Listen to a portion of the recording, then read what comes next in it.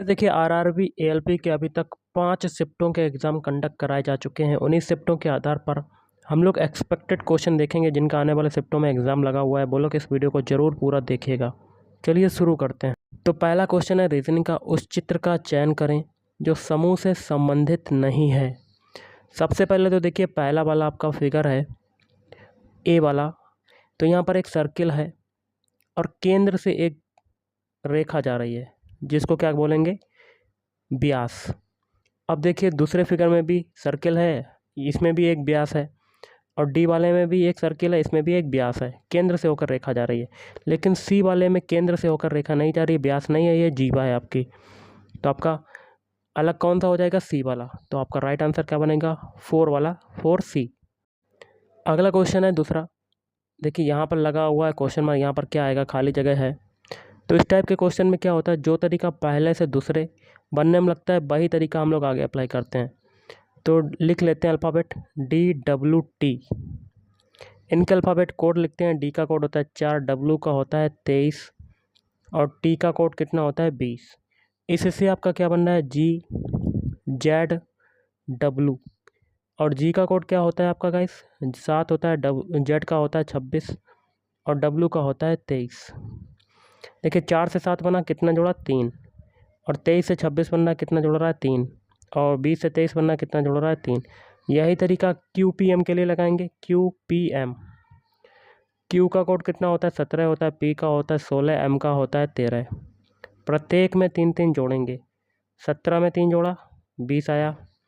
16 में 3 जोड़ेंगे, 19 आ जाएगा। 13 में 3 जोड़ेंगे, 16 आ जाएगा। इनके अल्फ़ाबेट लिख लेते हैं। 20 होता है T का, 19 होता है S का और 16 होता है P का। तो TSP आपका राइट आंसर। तो ऑप्शन 1 इज राइट आंसर। अगला है, किसी तरल की समान मात्रा के लिए निम्नलिखित में से किस प्रक्रिया की गति सबसे धीमी होगी। तो ऑप्शन 1 बाष्पीकरण। अगला है, निम्न जानवरों में से किसकी अपेक्षा कृत अधिक लंबी आंत है।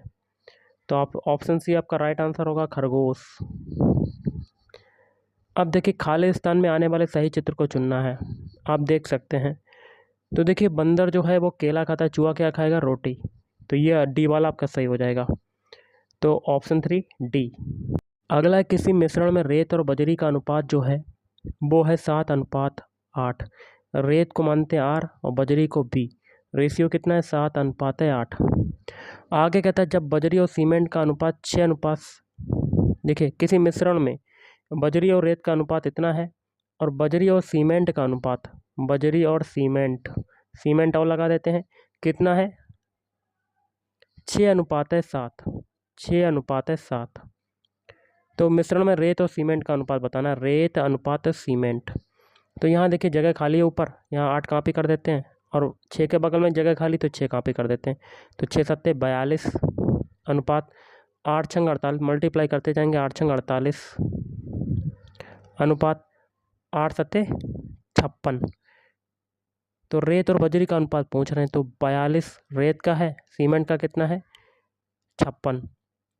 ओके, तो 7 से काटते हैं, 7 छंग 42, 7 8 56। फिर इसे काटते हैं 3 2 से, 2 3 6, 2 चाकू 8। तो 3:4 आपका राइट आंसर। तो ऑप्शन 4 इज राइट आंसर। अगला है, ठोस कार्बन डाइऑक्साइड को किस नाम से जाना जाता है। तो ऑप्शन 1 सूखी बर्फ के नाम से जाना जाता है। अगला, निम्नलिखित में से कौन सा तत्व मेंडलीव की आवर्त सारणी में से ई का एल्यूमिनियम की जगह लेता है। तो ऑप्शन 2 गैलियम। अगला, जब एक वस्तु एक समान वृत्तीय वेग उत्पन्न करती है तो निम्नलिखित में से कौन सा परिवर्तित होगा। तो ऑप्शन 1 डायरेक्शन, जिसको कहते हैं दिशा। अगला है, यदि किसी विलयन से नीला लिटमस लाल रंग में परिवर्तित हो जाता है तो इसका pH स्तर कितना होने की संभावना होती है। तो ऑप्शन 2 6। अगला, दिए गए संबंधित जोड़ी शब्दों के आधार पर अनुपस्थित शब्द का चयन करें। देखिए हाथ किस में होता है, देखिए तलवा जो होता है वो पैर में होता है, हाथ किस में होता है आपका, तो आपका आंसर हो जाएगा ऑप्शन 3 हथेली में। अगला, निम्नलिखित में से कौन सा एक पाइथागोरस त्रिक है, ट्रिपलेट है। तो ऑप्शन 4 8, 15, 17। अगला, ऑक्सीजन की आपूर्ति पर्याप्त होने पर लौ उत्पन्न होती है। कैसी लौ उत्पन्न होती है? ऑप्शन 4 नीली। अगला, यदि एक युवा पुत्र 2 घंटे के लिए शीघ्रता से काम करता है और एक दिन में 16 वस्तुएं तैयार करता है। 2 घंटे में कितनी करता है? मतलब 2 घंटे ही पूरे दिन में काम करता है, 16 वस्तुएं तैयार कर देता है। और उसके वृद्ध पिता जो हैं धीरे धीरे 8 घंटे काम करते हैं और एक दिन में 24 वस्तुएं तैयार करते हैं। इनमें से कौन सही है? तो देखिए, ऊपर भी 8 बना लेते हैं तो 4 का मल्टीप्लाई करते हैं तो इधर भी 4 का मल्टीप्लाई हो जाएगा, तो 8 बराबर हो जाएगा 64। बेटा जो है 64 वस्तुएं बनाता है 8 घंटे में और पिता बनाता है 24 वस्तुएं 8 घंटे में। तो कौन शक्तिशाली हुआ? तो ऑप्शन 2, पुत्र की जो शक्ति है वो अधिक है। अगला है, यहाँ क्या भरेंगे? यहाँ भरेंगे केरल। केरल को भारत के मसालों के बगीचे के नाम से भी जाना जाता है। अगला, निम्नलिखित में से कौन सा उपकरण रासायनिक ऊर्जा को विद्युत ऊर्जा में परिवर्तित करता है? तो ऑप्शन 1 विद्युत सेल। अगला देख लेते हैं,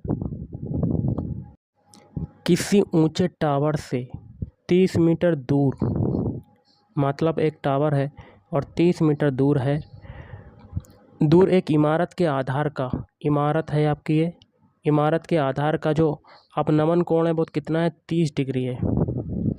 तो टावर की ऊंचाई बतानी, तो h मान लेते हैं टावर की ऊंचाई। अपनमन कोण कितना है? 30 डिग्री। तो इसको क्या मानेंगे हम लोग? यह है 30 मीटर दूर स्थित है ना, तो यहाँ पर लगा देते हैं tan 30 degree. tan 30 degree equal to लंब बटे आधार। लंब कितना है? h, आधार कितना है? 30। tan 30 की वैल्यू कितनी होती है? 1/√3 बराबर h बटे 30। तो h बराबर आपका कितना आ जाएगा? 30/√3। √3 का परिमेयीकरण कर देते हैं तो ये आ जाएगा 30√3/3। 3 से ये 30 काटते हैं तो आपका कितना आ जाता है? tan√3। तो ऑप्शन 1 इज राइट आंसर। अगला, नीचे दिए गए विकल्पों में से संबंधित शब्द का चयन करें। पुणे का संबंध है, इससे तो सिटी का संबंध बताना है, तो जो तरीका पहले से दूसरे बनने में लगेगा वही तरीका हम लोग आगे अप्लाई करेंगे। तो पुणे, सारे अल्फ़ाबेट लिख लेते हैं, PUNE। अल्फ़ाबेट कोड लिखते हैं, P का होता है 16, U का कितना होता है? 21, N का होता है 14 और E का होता है 5। इससे क्या बनना है? SXQF। S का कोड होता है 19, X का कोड होता है 24, Q का होता है 17 और F का होता है 6।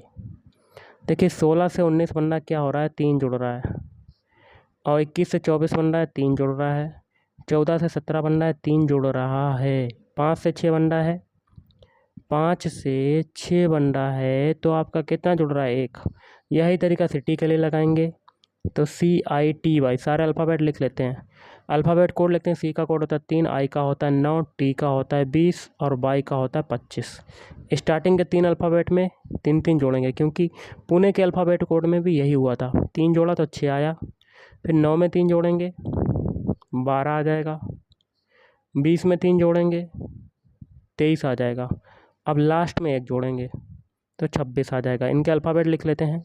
6 होता है F का, 12 होता है L का, 23 होता है W का और 26 होता है Z का। तो ऑप्शन A का इस राइट आंसर। ऑप्शन 1 में सारे अल्फ़ाबेट मिल गए।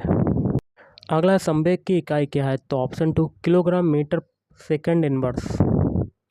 अगला है, सूत्री विभाजन के चरण का नाम बताइए जिसके दौरान विभाजन सेल के गुणसूत्र मध्य रेखा पर स्थित होते हैं। तो मेटाफेज। अगला, पहली 100 प्राकृतिक संख्याओं का औसत। तो इसके लिए फार्मूला होता है n+1/2। n की वैल्यू है 100 प्लस 1/2 आ जाएगा, तो ये हो जाएगा 101/2।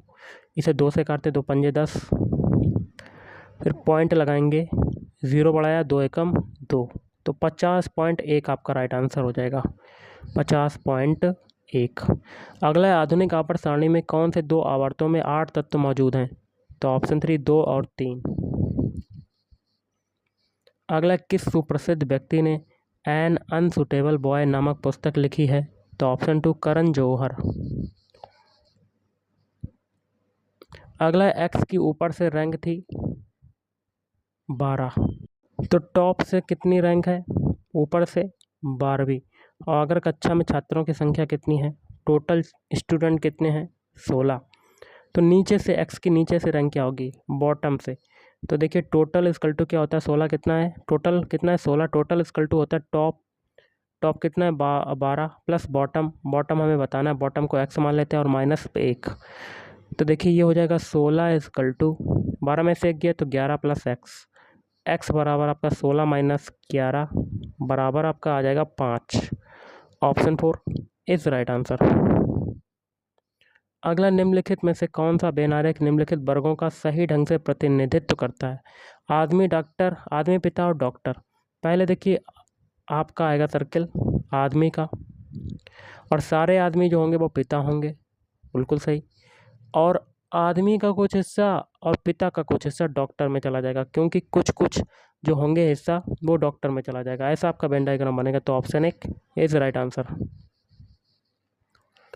अगला, निम्नलिखित में से कौन सी भौतिक राशि कार्य की दर कहलाती है। तो ऑप्शन 2 शक्ति। अगला, उस उत्तर आकृति का चयन करें जो नीचे दी गई प्रश्न आकृति का सही जल प्रतिबिंब है। तो देखिए जल प्रतिबिंब ऐसे बनाते हैं, ऊपर वाली चीज़ें नीचे चली जाएंगी, नीचे वाली चीज़ें ऊपर चली जाएंगी।